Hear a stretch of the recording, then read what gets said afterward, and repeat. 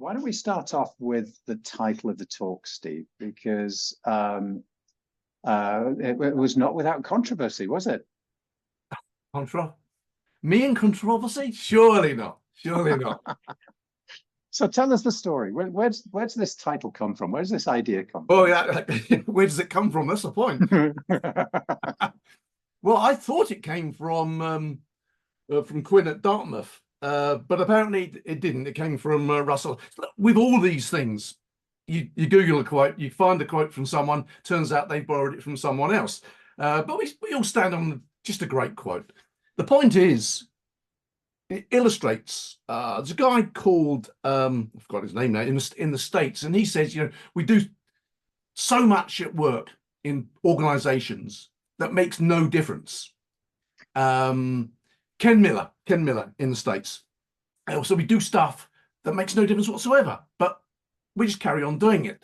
And he tells a rather funny story about it. But anyway, and it seemed to me that, too often I say to people, when I'm talking about benefits, I tour the world and people say to me, "Hi, Steve, I met you a few years ago.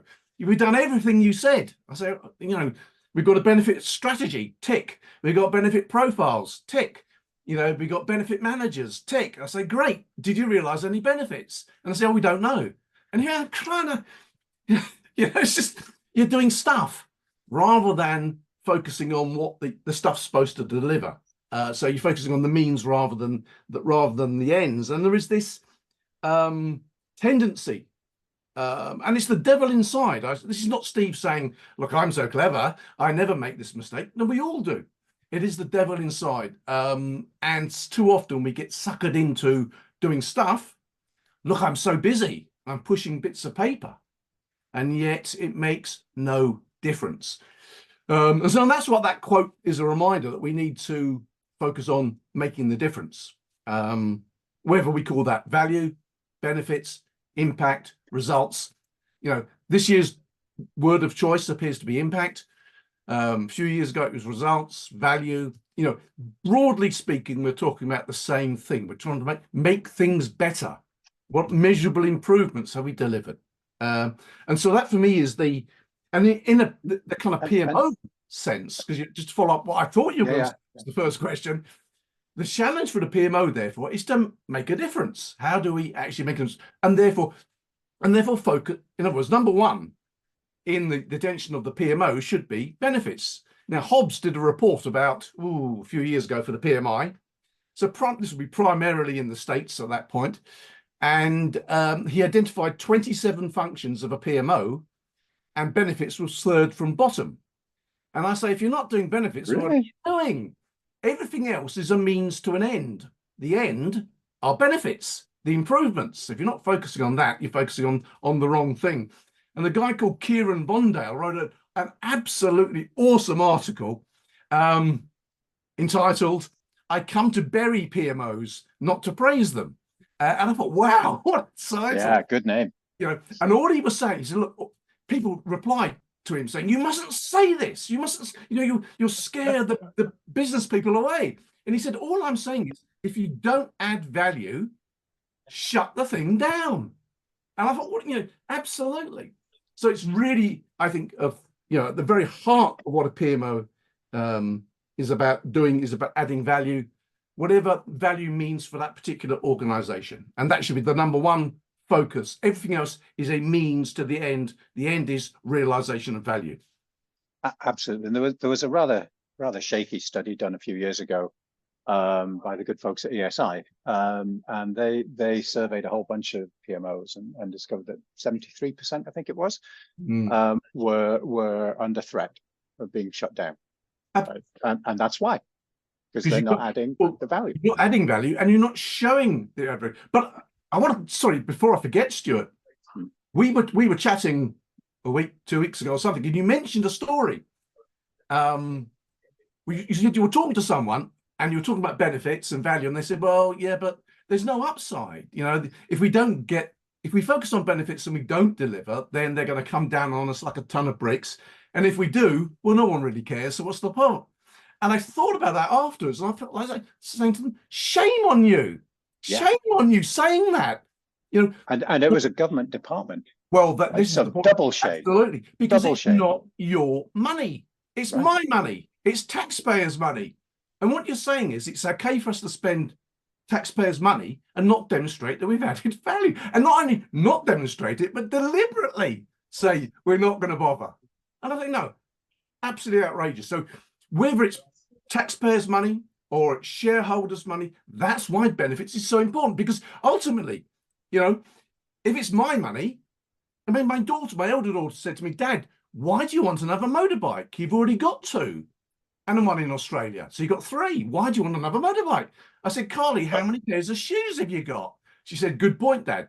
And, you know, that's the point. We will always justify what we want. Yeah.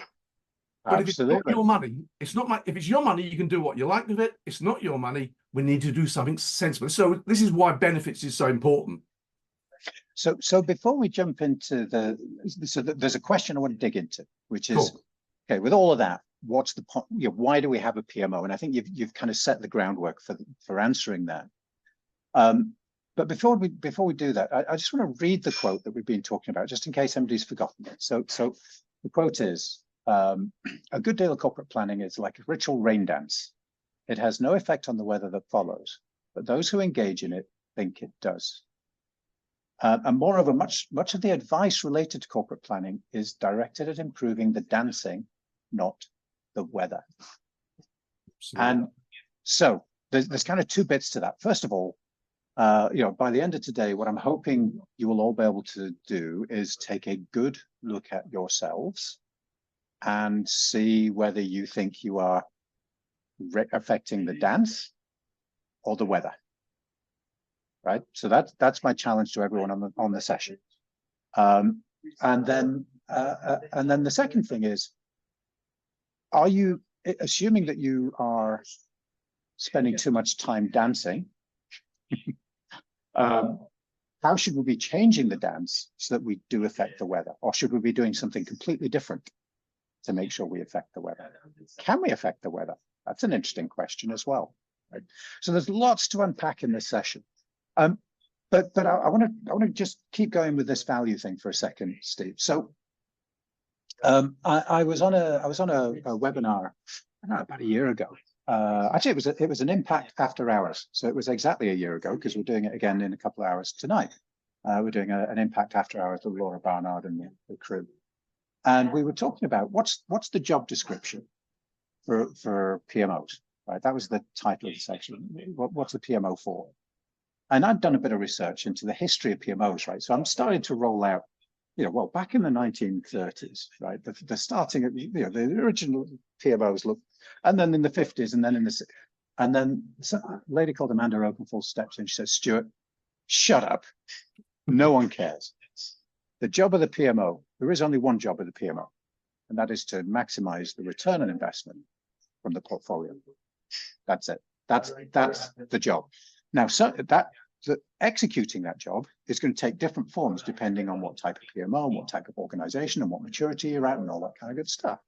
But fundamentally, the job is to maximize the PMO, the ROI from the portfolio. Discuss. First of all, would you agree with that? If so, why? And if not, why? Well, primarily, no, I wouldn't agree with it. But yes, I agree with the sentiment. I don't think ultimately it's senior managers' job to maximize, optimize the return on investment. They're the people ultimately that are going to make the decisions. The job of the PMO is to facilitate, to enable the realization, the optimization of value. I think that's the difference. Oh, that's a subtle difference. Okay. But yeah, I think it's important. But what I think it's really important that the PMO, in a way, acts as the conscience. They should behave maybe internally as if it's my job, because otherwise it's too easy to say, well, you know, management just don't get it. We sit here, we produce reports, they don't do it. There's a guy called Anand Sanwal, and Anand was the head of corporate portfolio management for American Express and wrote a rather interesting book, won lots of awards a decade or so ago.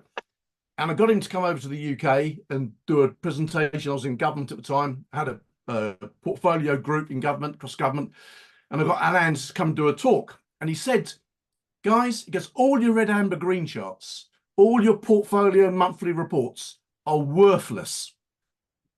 Because they're not of some value, they're of no value until the money, you take money off Stuart and you give the money to Steve.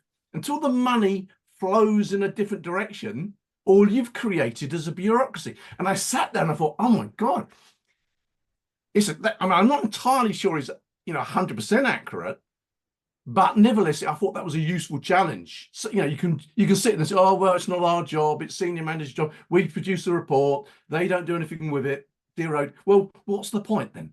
What's the point? And that your point about making a difference and can we make a difference? I remember talking to a guy in Justice in the UK at one point when I was in the Home Office, and he was involved with street crime, reducing street crime. And I said to him, look, but there are so many factors that influence street crime. How do you know whether you had a difference? He goes, well, what's the point if we're not going to make a difference? We've got to make a difference. I said, it's the police, or it's the. So I think it's important that the PMO, in a way, has the mentality of it's our job, but you need to recognize you achieve that through influencing senior managers, program managers, project managers, a whole range of stakeholders. So that's what, for me, this is why, two things. One, why this is in the book, actually, at the very beginning, why I think portfolio management is important and why the PMO is important. Because actually, when we wrote management of portfolios, we actually it kind of says a PMO is kind of optional. It would be nice to have one, but I'm not in that camp anymore. No, you need a PMO, absolutely. But the 2 points are, one, it's important. Why is it important? Because without it, you're not going to optimize your returns on investment, because you won't choose the right initiatives too often, and you won't deal with the barriers. You won't address the barriers to delivery. Those are the two fundamental roles of the PMO. Help managers make more informed decisions and remove the barriers to delivery and to benefits realization. So that's why it's important, but it's also damn difficult.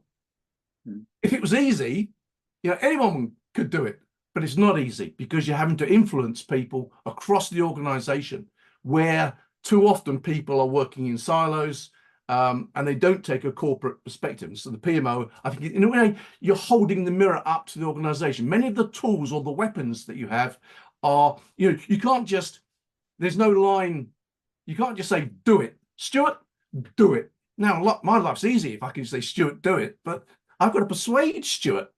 Stuart, and Stuart must say, well, I don't see the value of this. Well, let's have a chat, Stuart. Let's have, you might want to speak to Dan. I was working with Dan last week. Look what me and Dan have done. Oh, that's interesting, Steve. Might want a bit of that. And so you kind of pull these. One of the things that we did, we had a whole load of, in criminal justice in the UK, with a whole load of stakeholders that were basically, not our job, and I said, well, but John Powers is doing it in the prison. So John Powers is an ex-mate of mine. He was an ex-prison governor, wonderful guy. And he played ball. We got him involved in the portfolio process. And I said, well, we can't do it. So John's doing it.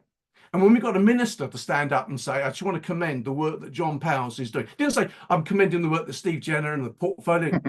I want to commend the work, as a minister, I want to commend the work that John Powers. Suddenly, everyone else wants a bit of that love. Yeah, absolutely. It's thinking about, you don't always have the direct levers to pull. How can you engage people in the creation of value? So I've got a little job for everybody. Jump into the chat. I've asked a little question, so it's voting time. So the statement is, I agree with the spirit of this job description. So that's, PMO is there to add value. Yes or no? So everyone, let's jump in. If you haven't already, dive in with your answer. And while you're doing that, Steve raised an interesting question, and I suddenly realized that actually I hadn't introduced you at the beginning, Steve. I just kind of assume everybody knows Steve Jenner, right? I'm Steve who? Yeah. Steve what? Hey? I'm Steve who, yeah. So I want to combine Steve Hoy's question with, or I want to riff off Steve Hoy's question by way of introduction to Steve Jenner. And we're getting lots of yeses, by the way, which is not a big surprise. That's good news, right? You're in the right place. So Steve Hoy says something along the lines that it depends a bit on what the P stands for in portfolio management. Now, in the case of Steve Jenner, right, the P stands for Paleolithic, because he's been doing this stuff since the Stone Age, right? Steve's one of the guys who has really shaped this industry and the thinking, both in terms of being engaged academically, writing books. Steve essentially created the management of portfolios program along with Craig Guilford, right? Give credit where it's due to Banana Man. Absolutely. And there were a bunch of other people as well, right? But Steve was one of the driving forces behind that, was chief examiner for the management portfolio certification, and so on and so forth. So Steve's been around for a long time. Go into Google Scholar and just Google Steve Jenner portfolio management, and you will see, or benefits management, and you will see all kinds of stuff on there, right? So Steve is one of those guys who is not only, just close your ears, Steve, because you're not going to enjoy this. But Steve's one of those guys who's not only brilliant, knowledgeable, wise, but is also a spectacular communicator, and can really get the ideas across easily. So if you don't get it today, you're never going to get it, right? Is the message. So my apologies for not introducing it. That's the benefit. Yeah, we were in the green room and we were chatting, and it just sort of flowed into the webinar. So I forgot to do the intro. So my apologies. No worries. Well, so this is a good point, Steve, to have a little break, because one of the questions that we talked about last week in preparation for this was what are the attributes, right? Because again, you've been doing it since the Paleolithic. I quite like that. The P in PMO stands for Paleolithic now. You've been doing this a long time. You've seen success, you've seen failure. You're on top of the literature and the research. You interact with people across the planet in different geographies, different sectors, and so on and so forth. So the question I put to Steve was, what are the attributes of a highly effective PMO? And Steve's very kindly pulled together a few slides with thoughts. So should we jump off over into that? Absolutely. You can see the slides. Can you, or do I have to share? Not yet. No, you'll need to share. You'll need to share. Oh, right. Let me know if you got a problem and I can share. Share. Oh, here we go. Something's coming. That's it. We got it. Cool. I mean, just to answer that question, what does the P stand for? Absolutely, it's a really important point. I'm doing a talk to the PMO conference in Edinburgh in November. And I woke up in the night one because they're all going to be sitting there thinking I'm talking about project and program. No, portfolios. I'm talking about portfolio management offices. Difference between, because the portfolio level, we're concerned with the investment management stuff and the delivery, or at least enabling, facilitating the delivery. So, yeah, I mean, there's the new guide is coming out. So I'm not trying to sell anything here, but just to give an overview of what the guide, the framework on the slides. Come on, why aren't the slides?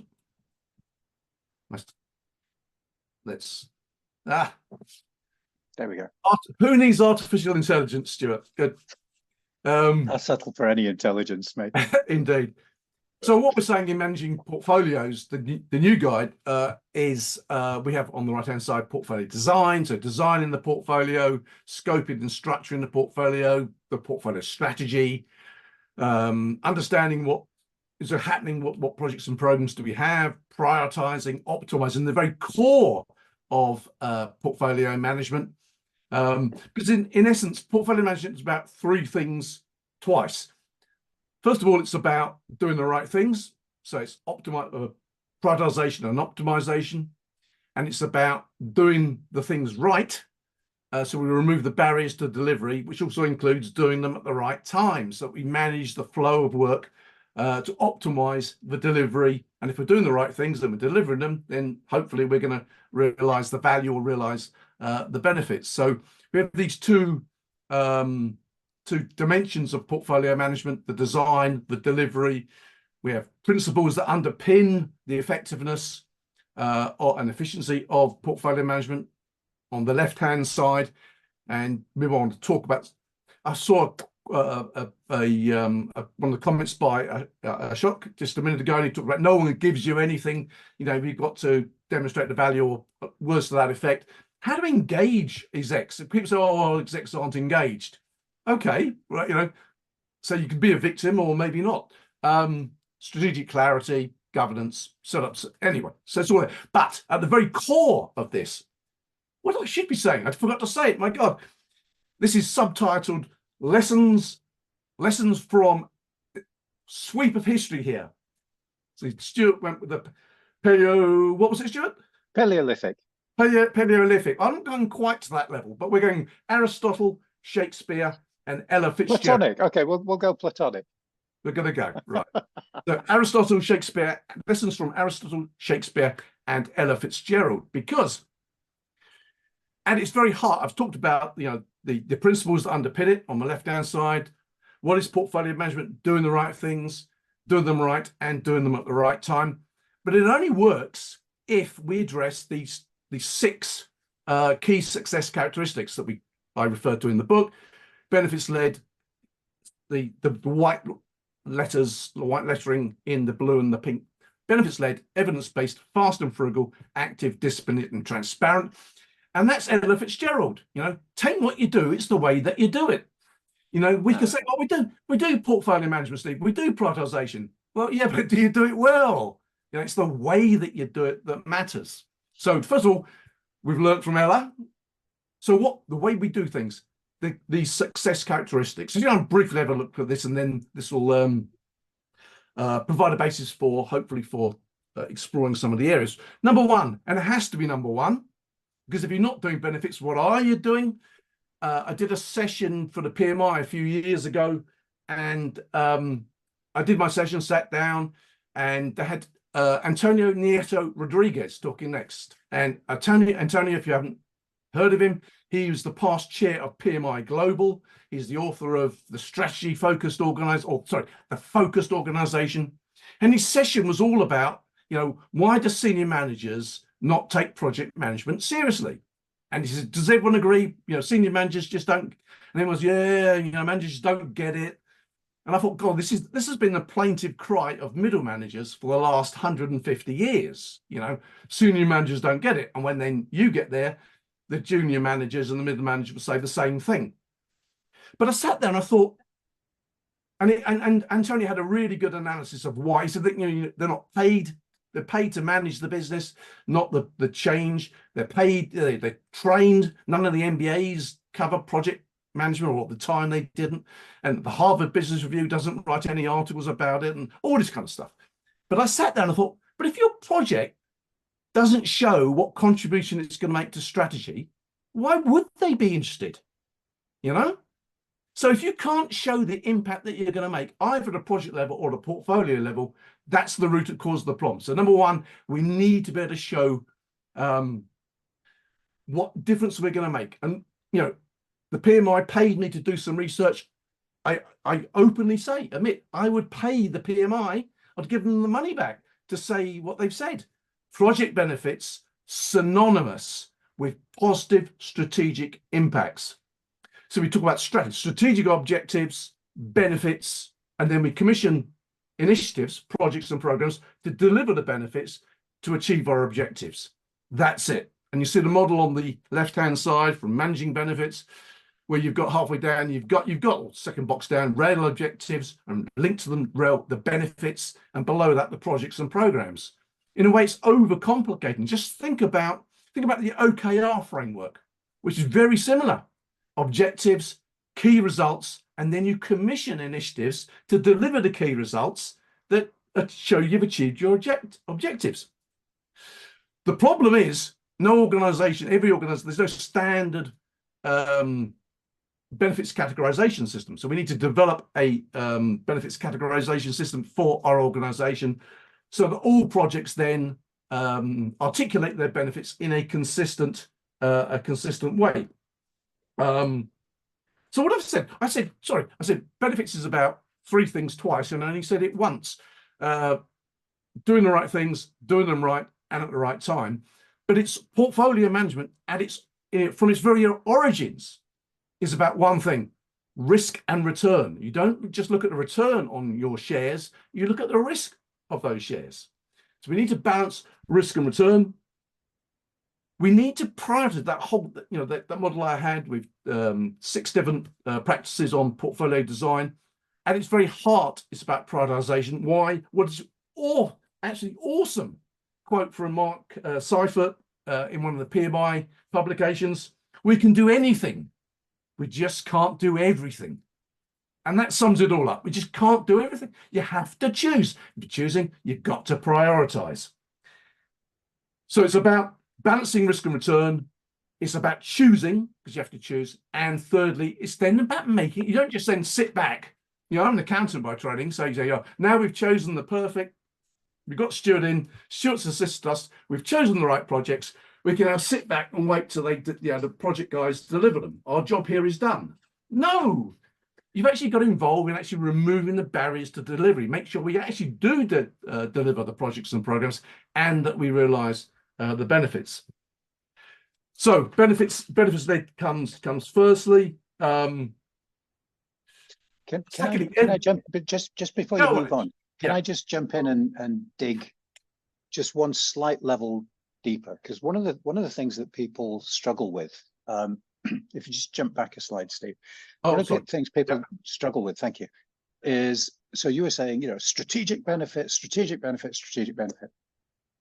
And then they turn around and say, yeah, but, 3/4 of our budget is going on business as usual, keep the lights on. Now, I want to be really clear here. Your strategic leaders in the organization don't care about that stuff. They don't care about the BAU stuff, right? If they could make it go away, they would, but they can't. They would put all of the energy into the strategic change the business projects. But here's the important thing. This is not a conflict, because for the BAU teams, right, managing risk is one of their strategic drivers, right? And all of that BAU work that you do is mostly, there's a few other things you do in there, but mostly it's about managing risk in the business. So if you're in IT, updating that database isn't actually a must-do project, but it is helping reduce risk in the business, right? A risk that the system fails, your system goes down, your order processing system goes down in the middle of the run up to Christmas, and you lose $3 million worth of sales, right? So often people will challenge this strategic thing and say, oh no, but we do BAU stuff, right? BAU stuff is strategic. Every part of the organization has its strategic goals. Sorry, and just to kind of, wasn't going to go here, but let's go here. What you're pointing out, Stuart, is that when we talk about benefits, in a way you can talk about there are financial benefits and there are non-financial benefits. Absolutely. The thing that worries me in government is when they say there are financial benefits and they're non-financial. And I say, why did you put financial first? The job of the Department of Education is not to spend money. The job of the Department of Education is to deliver improved educational services. The measures of that should come first. The financial stuff should come second. But there's financial, non-financial, but there's the benefits associated with the positive benefits, improvements, but there's also the avoidance of the bad things that would happen if we don't maintain business as usual. And you'll see that in that model on the right-hand side, the two boxes at the bottom. One was about sustaining business operations. So this is anything that we do. The benefit is the avoidance of what would happen if we didn't maintain business operations. And you've got the license to operate. In other words, complying with the law, complying with regulations. There are certain things you have to do, or maybe don't have. Sometimes you have to do, sometimes we do it because we're trying to, it's our license to operate in society. And so we have those two different, and there's two different types of value. So we need to have ways of articulating that and ways of saying, well, what should the balance between these various, you see that I've turned them investment drivers. The idea is that you would then categorize your portfolio, you would split your portfolio. In sort of, if you've got initiatives that set out to save money or generate revenue, they shouldn't have to compete with initiatives that are keeping the lights on. In other words, you split your portfolio up into say 6, 7, 8, 4, whatever it is, categories. The first decision you make, this is why Bob Cooper doesn't call them categories, he calls them strategic buckets. And you decide how much money are we going to put into keeping the lights on? How much money are we going to put into income generation? How much are we going to put into, improving educational services? And then once you've made that's, so in other words, that's a strategic decision. And then projects then compete within those buckets for funding. And one of the things, so we use this concept of buckets as well. And the way we talk about it is that people will often say to us, you can't compare apples with oranges. Actually, you can. You absolutely can compare apples and oranges. They're both fruit, and they are there to be nutritious, tasty, look good, all that kind of good stuff, right? What you can't do is compare apples with elephants, because they're not there for the same purpose, right? We know what apples are there for. I'm not sure what elephants are there for, if I'm honest, right? But they're there for something, right? And so you can't compare apples and elephants. So apples and oranges, you can absolutely compare, but apples and elephants, you can't. So you have to split them apart and make a conscious decision of how much you put into each bucket. And, again, when you're doing it right, I don't want to go too far down this rabbit hole because I could spend an hour on this, but when you do it right, you have this sort of slightly iterative process where you sort of, you're able to see, because for every portfolio, each of those buckets is going to have some projects that are really high value for money and others that are lower value for money. So you want to be trying to balance where you are on the efficient frontier. Steve, we were talking about that before the session. Absolutely. Where you are on that efficient frontier for each of those buckets, and actually move money around between the buckets. Yeah, but there's also another added value, which is that what you're talking about is business as usual, but really we're talking about, I suppose, from my perspective, is mandatory projects. The trouble with mandatory projects is a lot of them aren't mandatory. People like to say them. I used to, when I used to say when a conference, anyone from IT here? You get hands go up, goes, say sorry. What's all that Y2K stuff about? It was Christmas come early for the IT guys. Everything got put through as we've got to do it, it's Y2K. Half of it didn't, it's just an invention. So if you give people, if you allow them a mandatory, often you say, they fixate, they say, we have to do it. But why do you have to do it? Is this the best way of doing it? Are there other ways in which we could do it more cost effectively? By having a strategic bucket for the mandatory stuff, maybe I know HMRC at one point, when they started doing this, they said, all right, God, 80% of our spend is on the mandatory stuff. And the guy in charge, really brilliant guy, said, great, but at least now we know that. And we can say, well, we want to reduce that 80 to 60% over the next 3 or 4 years, so that we get more money in the adding strategic value bucket and get it away from the mandatory bucket. So they were able to manage that over a period of time. And you can do that. You have to get out of this concept of it being binary, have to do or not have to do. It's about how much risk do you introduce, how much risk do you leave in the business if you don't do this, right? And then understand which investments are going to help you manage the risk and which investments are just being tagged as must do, right? And there's lots of them. And that point about and at the right time, because it may well be you have to do it, but we can't do all of that this year. So let's push some of that back. Maybe we could do some of it this year, some next year, some the year after. So you're absolutely right. It's not binary. So there is no right, doing the right things. This is a value judgment. That's right. And it's about trying to reach an understanding, a commitment by senior managers to what is the best use of the limited resources at our disposal. So I would love to go on and talk about how AHP is the best way to do this and all that kind of good stuff. But we are on 1 of 6. Let's keep going. Number 2 of 6 is, this is where AHP actually comes in. It's an example of needs to be evidence-based. So I've turned my notes because I have to say, when you look out the window, we see the impact of a guy called William Edwards Deming everywhere. And many people listening will never have heard of William Edwards Deming. Deming is the guy that the Japanese credit with the Japanese economic miracle after the Second World War. He's thinking about statistical analysis, about systems thinking, total quality management. He's the godfather of total quality management, and therefore the godfather or grandfather of lean and all that kind of good stuff. And Deming said, trust in God, but all others bring data. We need to have data. I mean, I can't remember one of the guys' names. He said, in government, he said, asking for data is a bit like asking a 4-year-old to eat broccoli. You know, it ain't going to happen. You know, people just like, I'm a professional, I don't need data. Yes, you do. That's the whole point. So it needs to be evidence-based. So use techniques that have been shown to work. I mean, I was saying to Stuart before, the red pill, the blue pill from Matrix, that whole, I mean, I'm an accountant by training. I'm trained to use MPV. I know the strengths and weaknesses of MPV. We behave as if MPV was inviolate, that the results of an MPV calculation are, you know, they're handed down from on high. They're not, you know, it's unreliable. Most business cases, Bent Flupia, business book of the year, you know, he says, you know, there is a fallacy at the heart of cost benefit analysis. Not it's a little bit out. No, it's wildly out, guys. Yeah. And everyone goes, isn't that interesting? Right. What's the MPV? You know, it's insane. We need to use, doesn't mean you don't do MPV, but it means you need to look at things from more than one perspective.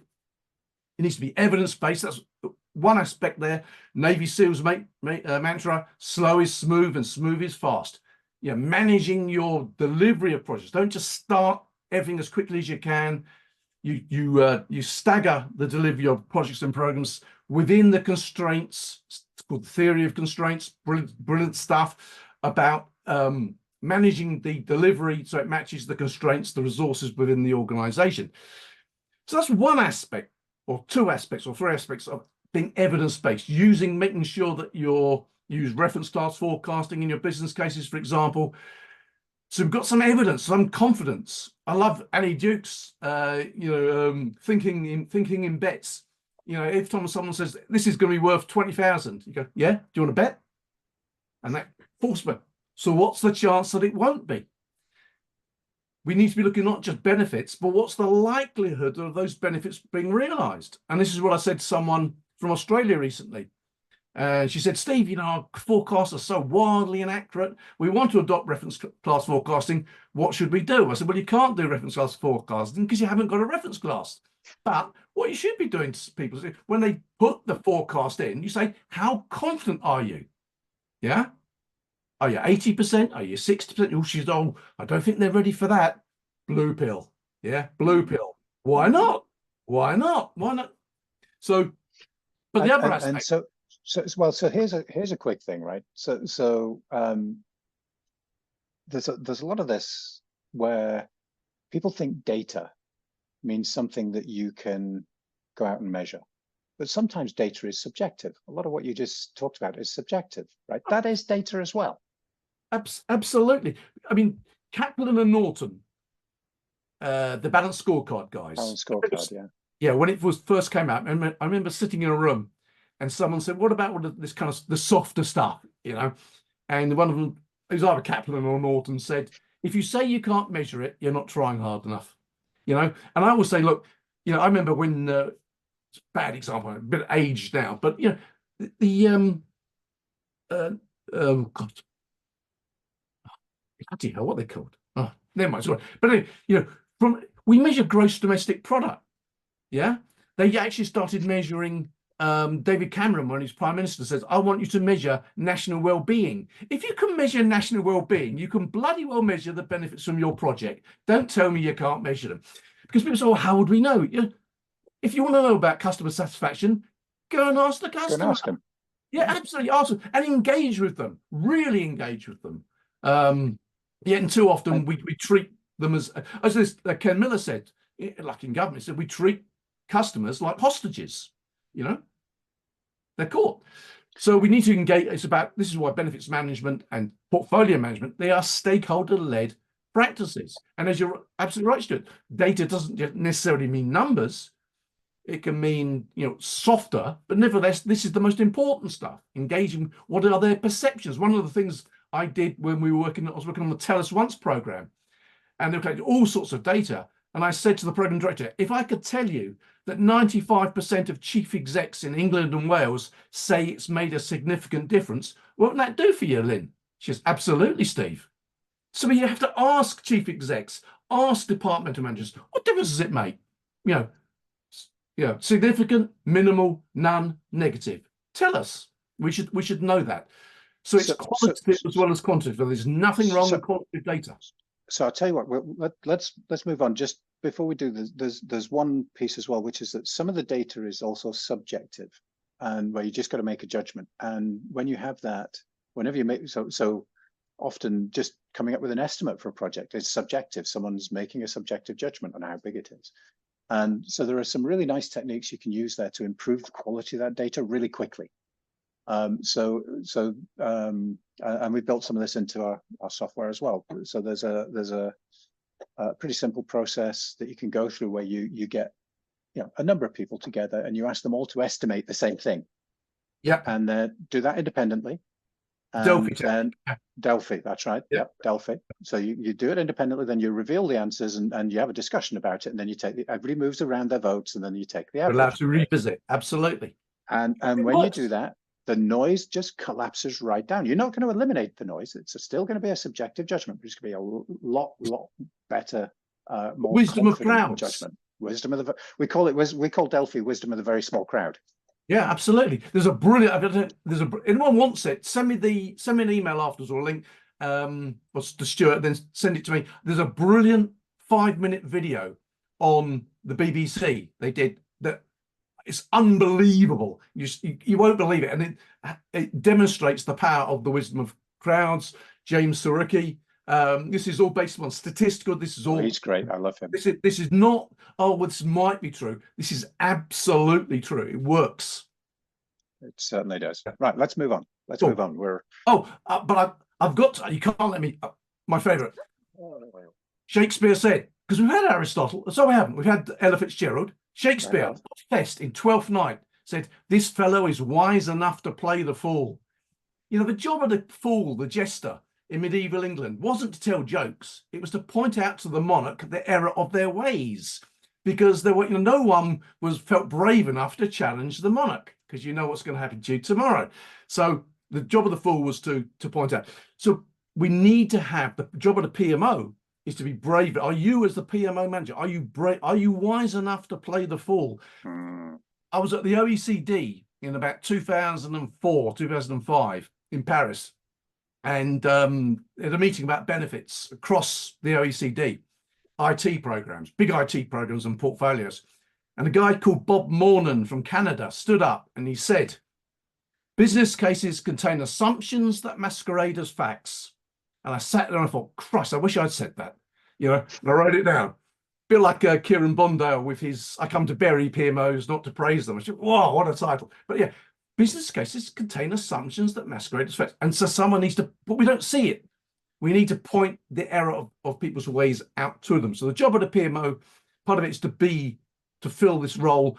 And if you say, well, Steve, that sounds great, but Shakespeare, it's so long ago. Well, let's bring it up to date, shall we? Daniel Kahneman, Nobel Prize winning psychologist. We love a good Dan Kahneman. Daniel Kahneman talks about adversarial collaboration, this challenge. And his adversarial collaboration was based upon his own work with Amos Tversky, who would have won the Nobel Prize if he'd still been alive. But it's Tversky's work and Kahneman's work together jointly using adversarial collaboration, because they came from different disciplines and challenged each other. But if you say, well, that's very academic, Steve. I live in the real world. Give me one from the real world. Okay, well, how about Andy Grove at Intel? Andy Grove talks about constructive confrontation. It's the very heart of Intel's approach. Constructive confrontation, adversarial collaboration. Are you wise enough to play the fool? So, and there's a whole bunch, when you read into Kahneman's stuff in a little more detail, there's a whole bunch of things you can do, because adversarial can become a problem if it's I win, you lose. Oh, this is absolutely, this has got to be, there's no personalities in it. This is not personal. This is about working together. Because I'm an accountant, you got lawyers.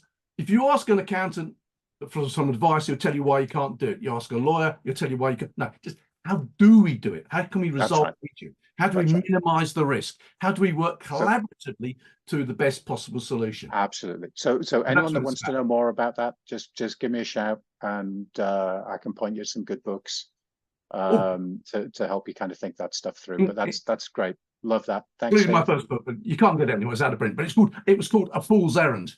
Is realizing benefits a fool's errand? I said, yeah, it is a fool's errand, but only in the sense, not in the sense it can't be done, but in the sense that you need to have a fool to ask people what the hell are they doing? Why are you doing it? What difference would it make? How will we know it's made the difference? Love That it. kind of stuff. Fast and frugal. So this is not rocket science, guys. This is keep it simple, stupid. I did some work with the a European community funded program. I was the UK rep on that, looking at public sector return on IT, and their conclusion was that formula on the left-hand side. You know, they're having a laugh, really. I mean, please, God, how could anyone understand what that was?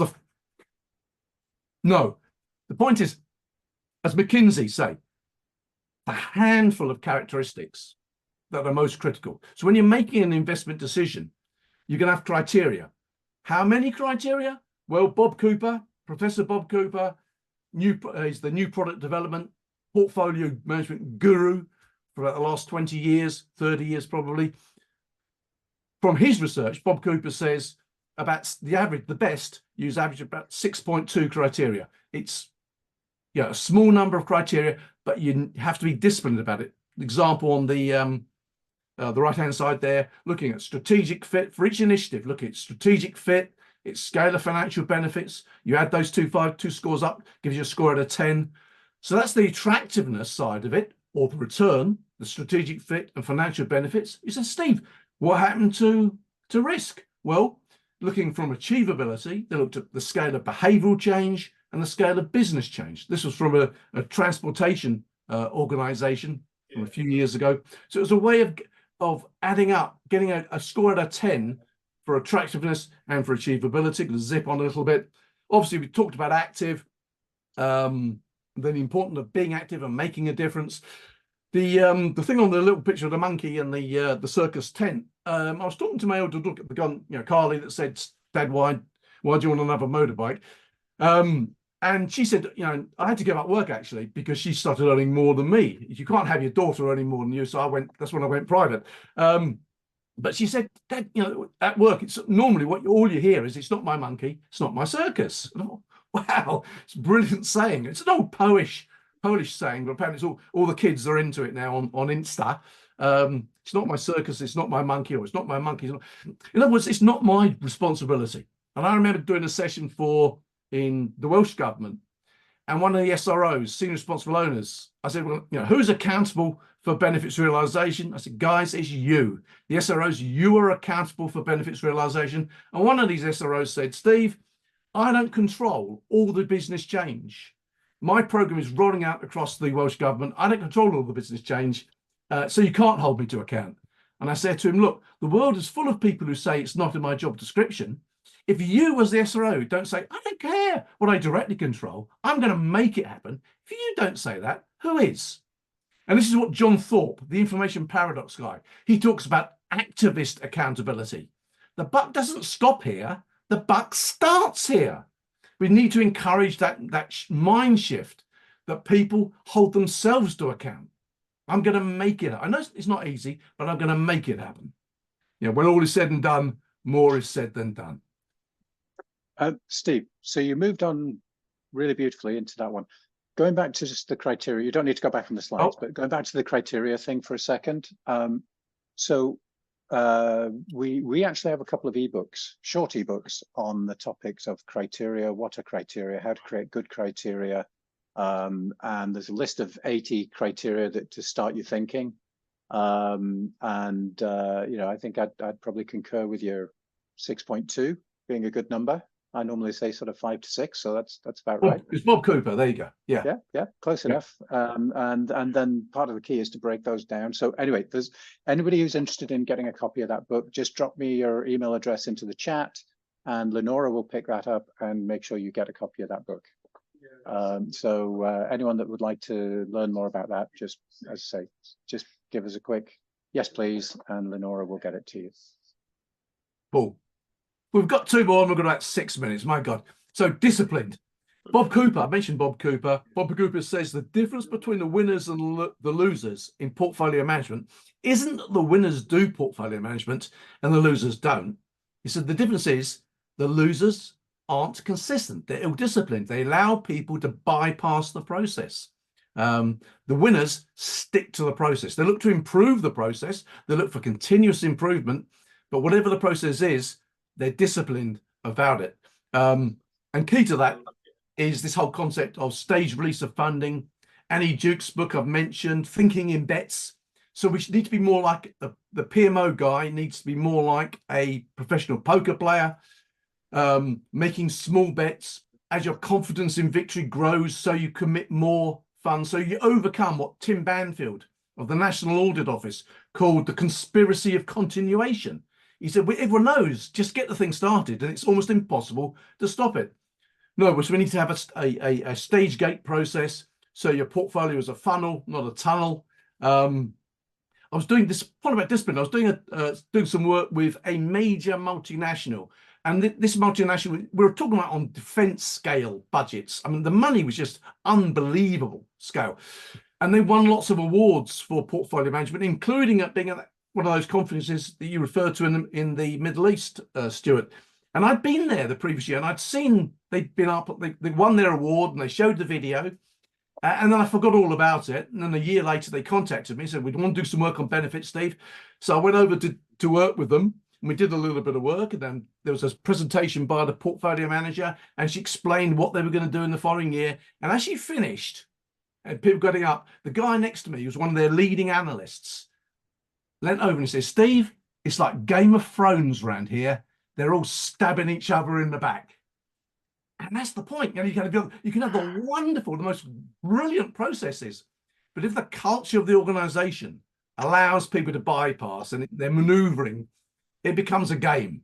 Now, I'm not dissing that organization, I'm not naming them, but it just illustrates how difficult this stuff can be. So we need to be like a poker player. I haven't mentioned Aristotle. I must admit, Aristotle in a second. We mentioned Ella Fitzgerald. We mentioned Shakespeare. But key for me, if you're going to change things, normally we reach for the accountability stick. If you want to change something, give me an accountability stick. Stuart, I want you to hit 100 next year. If you don't hit 100, you're sacked. Now, Stuart is now motivated. He's now accountable and he's now, no, he's not motivated. He's motivated to make it look like he got to 100. What drives behavior is transparency. Look what happened when the Daily Telegraph published MPs' expense claims. World changed. Half those MPs never stood for election again. Nothing they did was illegal. Half of them, some of them was illegal. But what people said, I don't care whether it's legal, just shame on you. Just shame on you. And transparency, what's it costing? When's it going to deliver? Been absolutely clear. And it's just an example on the right-hand side from Dubai Customs. That was their portfolio map. You hit one of those, any of those bubbles, you've got a dashboard report. You hit that button, you got a ROI analysis, open transparency. Where did it get them? World PMO of the Year in 2020. So, but I didn't mention Aristotle. Aristotle said, we are what we repeatedly do. If you want to get senior managers engaged in portfolio management, Ashok's point about, no one's ever going to give it to you, get them to play the game. This is what Stuart's talking about. And I didn't talk to him about this beforehand, but it's actually get senior managers involved in doing the portfolio management stuff. That's it. With your portfolio prioritization exercises, your decision conferencing, or stage gate reviews. When people start doing it, then they see the value. Well, it don't always be a straight line. Things will get better and they get worse, they get better again. But nevertheless, we are what we repeatedly do. Fantastic. So we had a couple other questions sketched out that we cover, but as is often the way with these things, we're at the top of the hour, and so we're going to have to kind of roll that up. So thank you, people, to the folks who've attended for the comments and the engagement. I've enjoyed that in the background. Lenora will bundle in the. We'll make sure that folks who've requested it will get that ebook. Maybe we can bundle it with a video when that goes out or something. Lenora, that would be fine. Steve, we have so much more to talk about. So we're going to have to get you back again at some point. And my pleasure, guys. No, it's fantastic. It's very generous of you to share your wisdom with us today. One last quick plug for your book, the forthcoming book. Give us the details again. Oh, it's rather awesome. It's not a bit like Management of Portfolios that was published in two. This is like that on steroids. I like to say it's what it would be if we started writing it. Managing Portfolios, due for publication the end of October. It's a kind of all the stuff I've been talking about today. In essence, is there. It's a kind of encyclopedia, if you like, of it's got references obviously to awesome people like Stuart, of course, and others in the field, Mike and Laura. They've all got bits in the book. Lots of all the stuff I think is really important. Description of how you do it. Lots of examples around the world. Anyway, we'll talk about that some other time. Absolutely, we will make time. But now, when's the book coming out? That one is Managing Benefits. The third edition of Managing Benefits is due out. This is hot off the press, 10th of October. And as I said in my reply to them, and hopefully Managing Portfolios will be soon after. The target date was the end of October. Hopefully we'll still make that. But Managing Benefits is the 10th of October. Managing Portfolios, the end of October. Excellent. Well, I tell you what, maybe we should get you back in December. We're having a session on what's the point of the PMO. What's the point? That's the point of a PMO. We've got a nice little graphic to go with it based on Monty Python. What have the Romans ever done for us? Yes. So what's the PMO ever done for us? So we'll be asking that question, and so maybe we should have you back then, and you can tell us whether or not the book's been released and wave a copy around for us all to ogle. But Steve, as ever, an absolute pleasure having you. It's been super to see you. Thanks for walking us through this. I can't emphasize enough to people. It's just a half dozen slides, but this is based on decades of work and research into this area. So thank you, Steve, for making it so accessible for everybody. Thank you, guys. So really appreciate it. Really appreciate it. Cool. Bruno, hope to see you soon, my friend. And everybody else, it has been absolutely super having you. Do reach out with questions. I'm sure Steve will be open to connecting on LinkedIn, connect with me. Sure. Talk to you all soon. Thanks, everybody. Cheers.